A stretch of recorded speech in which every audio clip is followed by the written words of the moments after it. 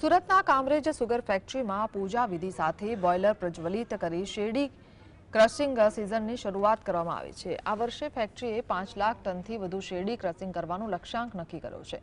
Factory સંચાલન દ્વારા સભાસદોના હિતમાં મહત્વનો નિર્ણય લેવામાં આવ્યો છે કે જ્યાં ખેડૂતોને કમોસમી વરસાદથી શેરડીના પાકમાં નુકસાન થયું છે ત્યાં કોઈ કપાત લેવામાં આવશે નહીં। વરસાદના કારણે ક્રશિંગ પ્રક્રિયા લગભગ 12 દિવસ મોડી થઈ છે। વધુમાં વધુ શેરડી ક્રશિંગ થાય અને ખેડૂતોને શ્રેષ્ઠ ભાવ મળે તે માટે ફેક્ટરી દ્વારા તમામ પ્રયાસો હાથ ધરવામાં આવી રહ્યા છે।